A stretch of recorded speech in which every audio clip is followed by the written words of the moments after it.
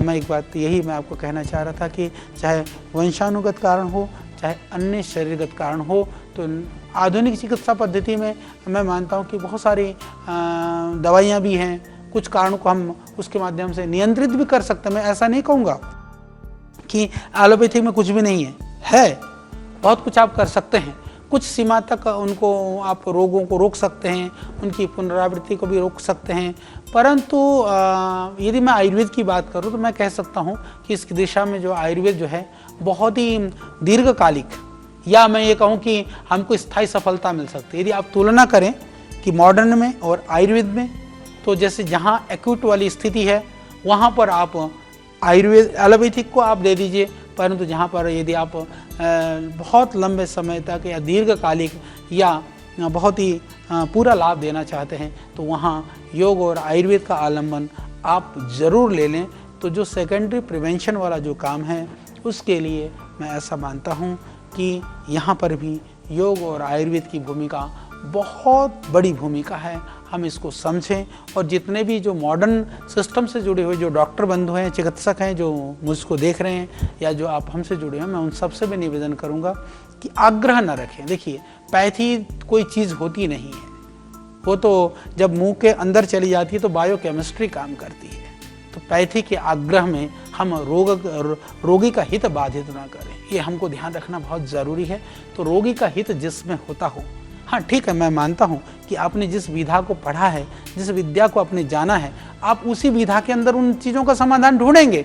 पर यह सौभाग्य इस देश का कि हमारे देश के अंदर यदि हमको आयुर्वेद और योग विधा से जुड़ने का सहज और सरल मार्ग मिला हुआ है, तो ये एक अच्छे चिकित्सक का कर्तव्य है कि हम उस विधा से भी लोगों को जोड़ें। क्योंकि रोगी अपने आप कई बार कई चीज़ों को नहीं समझता है, वो चिकित्सक को भगवान समझता है। तो भगवान बनना है तो मेरे भाई, तो मेरी जिम्मेदारी ज़्यादा बनती है, आपकी जिम्मेदारी ज़्यादा बनती है। तो मेरा यही निवेदन है।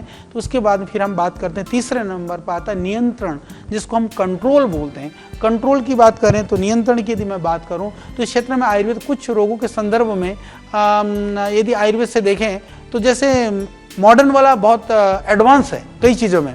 देखो, जहाँ एलोपैथी की प्रशंसा की बात, एलोपैथी की प्रशंसा की बात नहीं, ये रोग की हित की बात है। मैं बार बार इस बात को, शब्दों को मैं दोहराना चाहूँगा। मैं आपको नहीं कहता कि, मैं ये नहीं कहता हूँ कि आप पैथी की बात करें, मैं बात करूँगा कि आप रोगी की हित की बात करें। तो रोगी की यदि हम हित की बात करते हैं, जो कंट्रोल वाला जो काम है उसमें जैसे जितने भी बैक्टीरियल और जो वायरल जो डिजीज़ हैं, जो संक्रमण है विषाणुओं का और जीवाणुओं का, जितने भी जो इन्फेक्शंस हैं, उनमें कंट्रोल में निश्चित रूप से मॉडर्न वाला काफ़ी कारगर है। हम आयुर्वेद की यदि बात करते हैं तो उससे मॉडर्न मेडिकल साइंस आगे है। परंतु फिर मैं उसी बात पर आता हूँ, कंट्रोल करना है आपको रक्तचाप का, आप मॉडर्न से नहीं कर सकते हैं। कंट्रोल करना है डायबिटीज़ को, आप नहीं कर सकते हैं। कंट्रोल करना है कोलेस्ट्रॉल को, आप नहीं कर सकते हैं। कंट्रोल तो हम करेंगे, परंतु कंट्रोल का मतलब ये हुआ कि एक लेवल तक रोकने का। पर कंट्रोल करते हुए भी जो एलोपैथिक या मॉडर्न मेडिसिन है वो कहीं ना कहीं अंदर दुष्प्रभाव कर रही होती हैं शरीर में।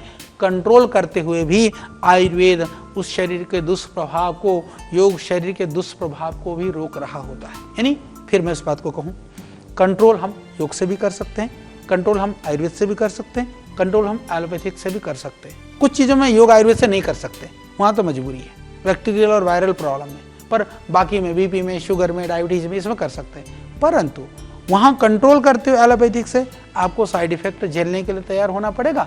यहाँ कंट्रोल करते हुए आप क्योर की तरफ बढ़ेंगे।